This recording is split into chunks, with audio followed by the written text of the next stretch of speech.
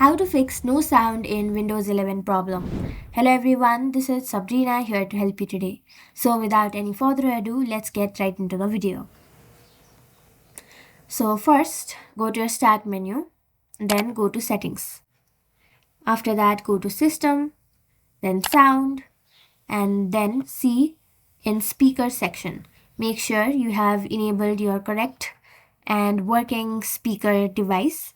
Now go back to sound again and then make sure you have enabled this volume to 100% and make sure it is not mute. If the problem still does not fix, go back, go to your start menu and then search for device manager. Now what you will have to do is go to sound. Scroll down, here you will find sound, video and game controller and then simply right click in your Realtek audio and then make sure you have the updated driver. If you already have the updated driver, you can simply uninstall the device and reinstall it back from the trusted source and your problem should be fixed. So that's it. Thank you for watching this video. Make sure to like, share and subscribe to our YouTube channel. If you got any questions, comment them down and I'll catch you in the next one.